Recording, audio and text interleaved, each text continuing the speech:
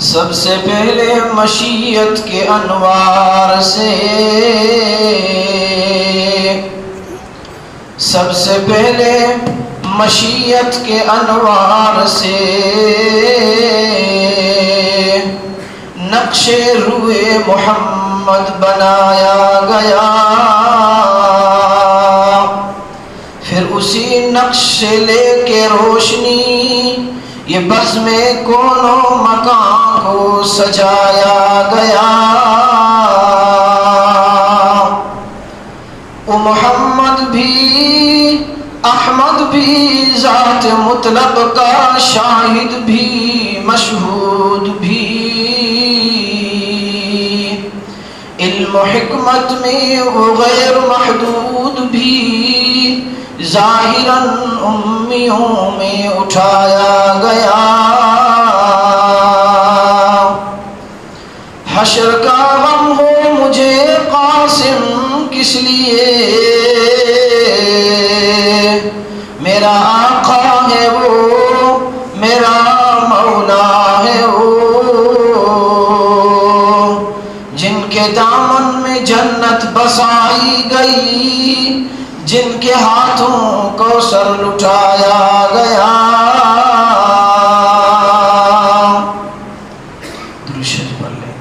اللہم صلی علی محمد وعلی آل محمد کما صلیت علی ابراہیم وعلی آل ابراہیم انک حمید مجید۔ اللہم بارک علی محمد وعلی آل محمد كما باركت على إبراهيم وعلى آل إبراهيم إنك حميد مجيد۔ میرے واجب الاحترام بزرگوں اور عزیز دینی بھائیوں، رب کائنات کے بے حد انعامات اور احسانات ہیں کہ اللہ نے ہمیں اور آپ کو دین اسلام جیسی عظیم نعمت عطا فرمائی۔ جیسا کہ آپ حضرات جانتے ہیں کہ یہ مبارک ربیع الاول کا مبارک مہینہ ہے، یہ وہ مہینہ ہے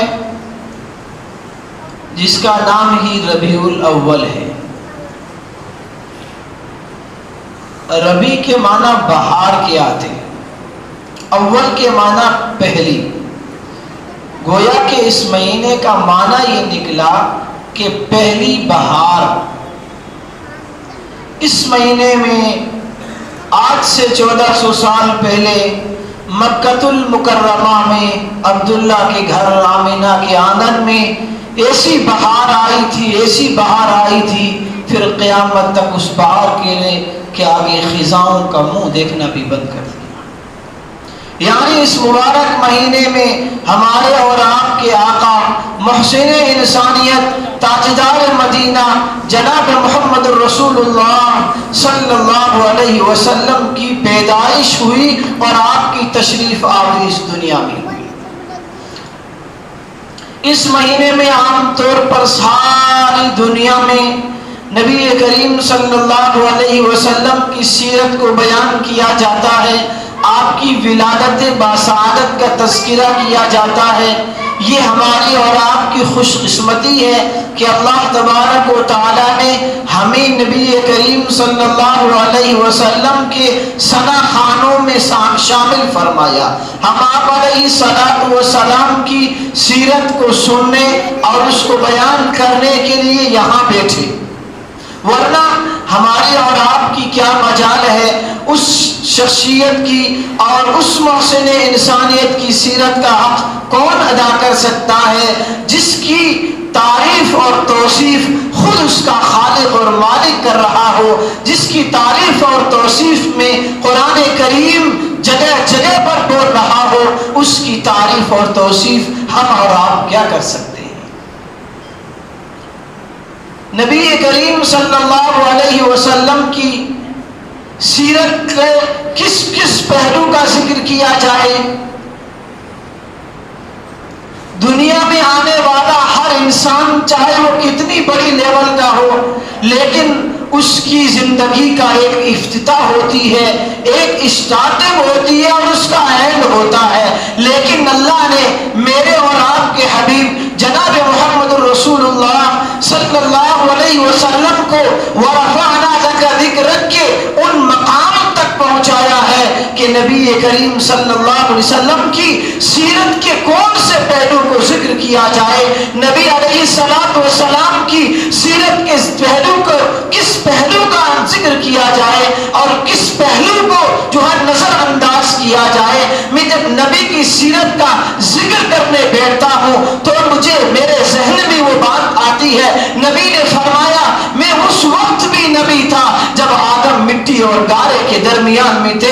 میں نبی کی سیرت کے کس پہلو کا ذکر کروں؟ روایات میں آتا ہے اللہ نے زمین اور آسمان کی پیدائش سے بھی 1000 سال پہلے سورہ یاسین کی تلاوت فرمائی، فرمایا یاسین والقرآن الحکیم انک لمن المرسلین۔ ابھی بھی زمین اور آسمان بھی پیدا نہیں ہوا تھا، یہ چرند اور پرند بھی نہیں تھے، چاند بھی نہیں تھا، آسمان بھی نہیں تھا، میں اور آپ تو کیا ہمارے باپ آدم اور حوا بھی اس دنیا میں نہیں آئے تھے۔ اس سے 1000 سال پہلے اللہ نے اپنے محبوب کا ذکر کرتے ہوئے فرمایا قسم ہے مجھے قرآن کی میرے محبوب تو میرا رسول ہے۔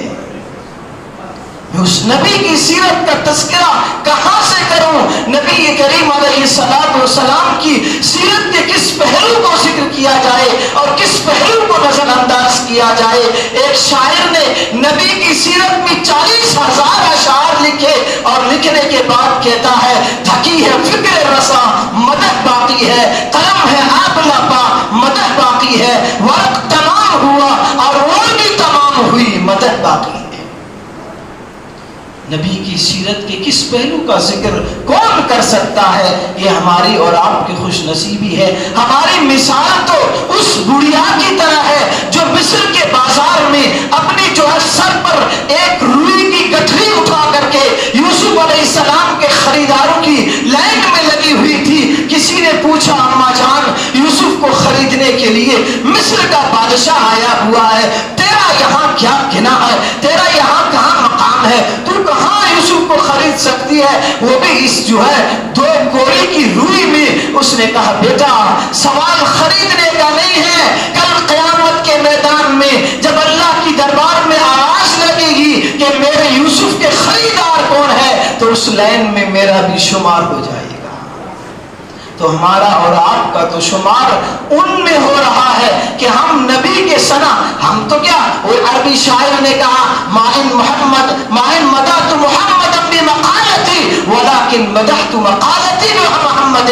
یہ میری بساط نہیں ہے، یہ میری حیثیت نہیں ہے، یہ میری جرات نہیں ہے کہ میں اپنے کلام کے ذریعے سے نبی کا ذکر کروں اور میں اپنے کلام سے نبی کی شان کو اونچا کروں، نہیں نہیں، بلکہ نبی کا ذکر کرنے سے میرے کلام کی اہمیت بڑھ جاتی ہے۔ نبی کریم صلی اللہ علیہ وسلم کے سیرت کے کس کس پہلو کا تذکرہ کیا جاوے؟ نبی کریم علیہ السلام تو اس وقت بھی نبی تھے جب یہ ساری کائنات ہی نہیں تھی، اس وقت بھی نبی تھے جب آدم جو ہے مٹی اور گارے کے درمیان میں تھے۔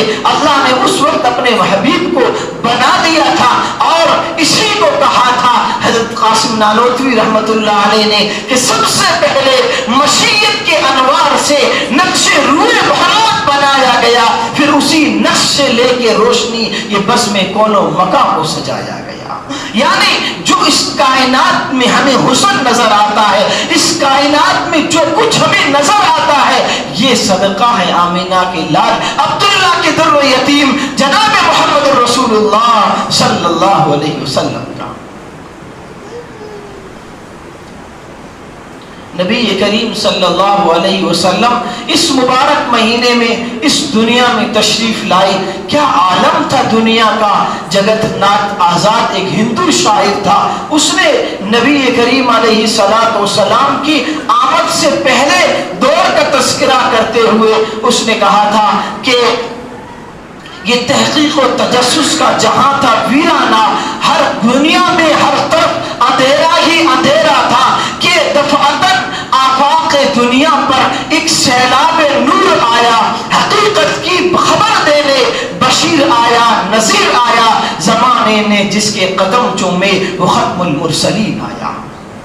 نبی کریم علیہ السلام ایسے موقع میں اور ایسے ماحول میں اس دنیا میں تشریف لائے جب دنیا ظلمت کے اور جہالت کے گھٹا ٹوپ اندھیرے میں انسانیت سسک رہی تھی، اور نبی کریم علیہ السلام کی آمد سے پہلے انسانیت بھول چکا تھا، انسان برائے نام انسان تھا، اور ان کے اندر انسانیت نام کی کوئی شے نہیں تھی، بلکہ اس دور کا انسان تو وہ انسان تھا جو اپنی معصوم لخت جگر کو زندہ زمین میں دفن کر دینے پر فخر محسوس کیا کرتا تھا۔ لیکن نبی کریم علیہ السلام اس دنیا میں تشریف لائے، پھر آپ کی آمد سے جو بہار آئی ہے، پھر آپ کی آمد سے جو روشنی پھوٹی ہے، پھر قیامت تک اس روشنی کے آگے اندھیرے اپنا سر اور منہ مارنے پر مجبور۔